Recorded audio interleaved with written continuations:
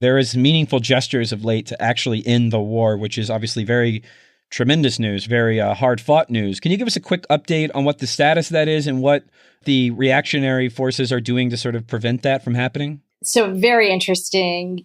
Just in the last few weeks, we've seen just a tidal wave shift, from potential war taking place on the Korean Peninsula, from the U.S. conducting a bloody no strike, launching preventive war to assure that a long-range North Korean missile carrying a nuclear warhead couldn't reach the United States, to now, President Trump at a meeting yesterday with Shinzo Abe, the Prime Minister of Japan, basically declaring that, one day, hopefully soon, Koreans will be able to live in peace and united. I mean, it was just unbelievable to actually listen to President Trump and actually agree with something that he had to say.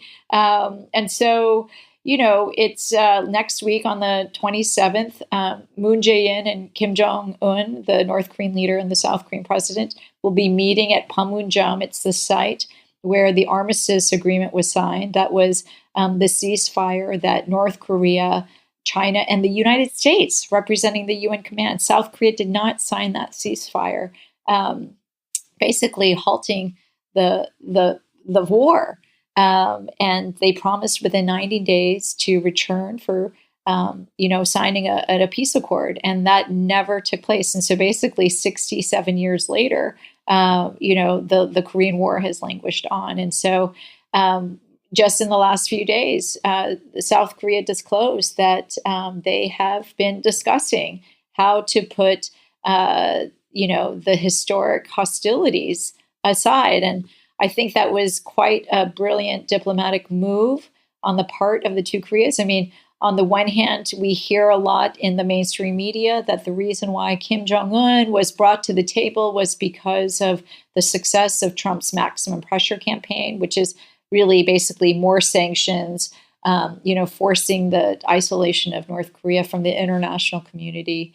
That is what brought North Korea, and that is just not the case. The real thing is that North Korea achieved what they felt that they had reached militarily enough power to defend its sovereignty, and also the diplomatic gestures coming from the South Korean president, who promised North Korea in his first major foreign policy speech in Berlin last year that he would see through a peace treaty to end the Korean War if North Korea committed to denuclearization. And, but he also sent a very clear message to Washington at, around the same time that North Korea conducted its last missile test, which was there will not be a Korean conflict on the peninsula without the South Korean government's approval, which was, I think, a very symbolic message to the Trump administration that, they aren't willing to go along with U.S. designs for a preemptive strike. And so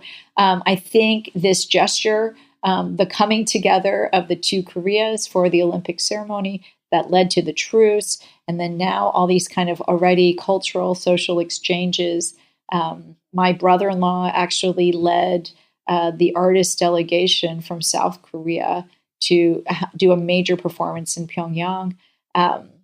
And so you just see these like extraordinary things taking place by leaps and bounds. And so that will take place. And then soon after that, sometime in May or possibly in June, Donald Trump is set to meet with Kim Jong-un. And we're not sure where the location is. And everybody is so fixated on where are they meeting. And but, I think that the critical point is, again, back to the media and back to the way that the Korean War is painted in this country is that it is just a civil war between North and South Korea, when in fact, that has been just something that I have been hammering home for over a decade now, which is it's the United States that must sign a treaty with the DPRK, and China must also be included because legally those three are the signatories to the ceasefire agreement, and South Korea can definitely make overtures. And just as they did in 2000 and in 2007, there have been numerous inter-Korean agreements where they have begun the process of reconciliation towards gradual reunification. But,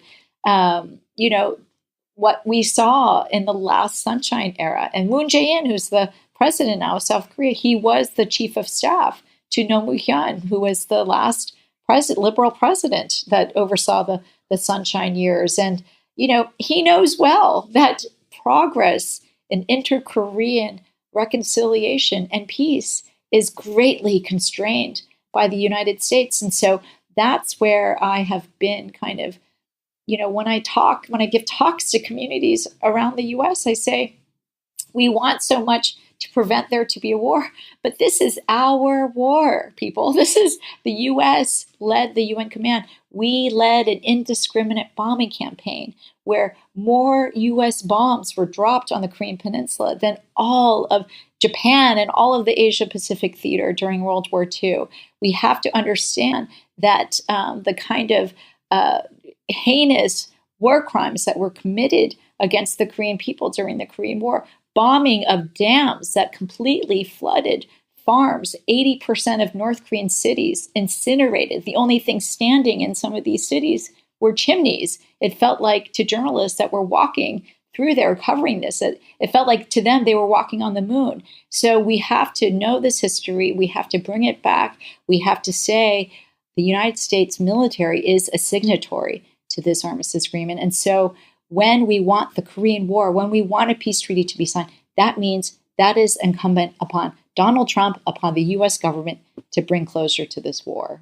So about that, I see that already the media is going to paint Trump as the victorious diplomatic savior in this story, which obviously is completely insane. And so I love that you're pointing out that that narrative completely distorts and is the mirror opposite of reality when it comes to Korea, and that there is this history of cross-cultural work and of diplomacy on the actual Korean Peninsula, and that it's the United States that reached a point where they couldn't go further with their threats, and that has tipped the scale, not this kind of magnanimous overture by a guy who basically is just going to say the last thing that someone else just said to him, and who has time and again painted North Korea and its leadership and its people as these dehumanized caricatures. So, what happens for the media narrative? How does the media narrative get it right in this case?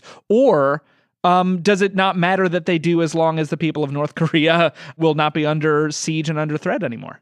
I know. Well, I mean, it's so amazing to me how much the media just doesn't get the Korean situation at all. And part of it has to do with the South Korean government and Moon Jae-in's masterful diplomacy. I mean, frankly, he knows what a narcissistic psychopath.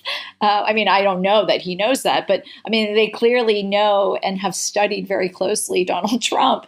And, they have made statements such that it is because of Donald Trump and the U.S.'s maximum pressure campaign. And, they have known all the gracious ways to frame things so that he feels, that Right. this is, yeah, it's like everybody's managing somebody that is, really injured person, right. an unwell person. You can just kind of pat him on the head and be like, exactly. Yep, you did this. And then actually go about your business of making peace. Right. Absolutely. So I think in that sense, Moon Jae-in has been very masterful.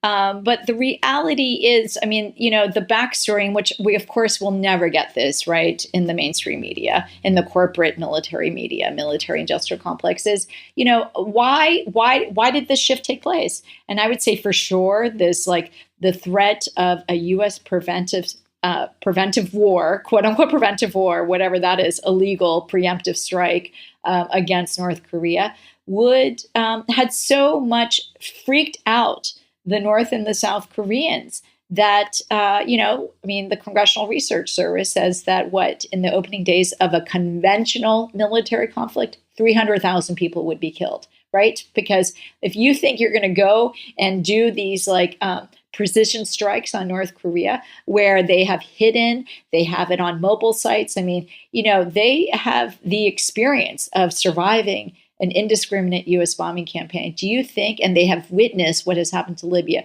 what has happened to Iraq, do you think that, we think we have another thing coming in terms of thinking that it would be a stealth mission. And so there would be a counterstrike. There's 87 U.S. bases. There are 30,000 U.S. troops in South Korea. There would be a counter retaliation. So South Korea has seen very clearly. I mean, we saw the whole situation with that guy, Victor Cha, who was a hawk. And he couldn't be confirmed by the Trump administration because he wouldn't endorse their bloody nose strategy. So we see that the Trump administration pushed so hard, McMaster, the crazies in the Trump administration pushed so hard that it basically brought the two Koreas together. And I think that this recent gesture that they were going to resolve the conflict, diplomatically, that they were going to help bring an end, has basically taken away the raison d'etre for the U.S. to say, we are going to go and do this. If negotiations with Pyongyang don't go well, then we have to go to Plan B. Well, South Korea is basically taking away that reason, that justification. So I think that's a brilliant move. And so here we are. It's a new day, and but we are still dealing. You're absolutely right. I mean, when I saw your first question, the image that came to mind was the New Yorker cartoon cover of Kim Jong-un as a little toddler playing with all these nuclear weapons, right. In a, and I just think, brings me back to a famous quote by a guy named Donald McIntyre, who actually used to be the sole bureau chief of Time magazine. And he basically said, these characterizations, caricatures of North Korean leaders, especially Kim Jong-il, Kim Jong-un's father, the way that they are portrayed, that they're unpredictable, that they're, it's all these kind of jingoistic, orientalistic, can't be trusted, these characterizations. And, you either get that, or you get the kind of goose-stepping, marching North Korean soldiers, or you get the images of emaciated North Korean children. So all you get is this image of North Korea is militaristic, crazy, hell-bent, basket case, hell-bent on destroying the world. And, that is just, what does that do? That just, number one, it just justifies U.S. policy, which is actually responsible for creating those characterizations, why North Korea is so militaristic, why they are so persistent on defending their sovereignty through the pursuit of nuclear weapons, why they endured a famine in the 1990s because of brutal sanctions, because after massive, climate disaster, they weren't able to even obtain funds, just as any other capitalist country could, from the IMF or the World Bank to bail them out in their, predicament. And so I just feel it just normalizes the kind of aggressive U.S. policy against North Korea. And it also just paves the road in the event that we are ready to drop bombs on the North Korean people.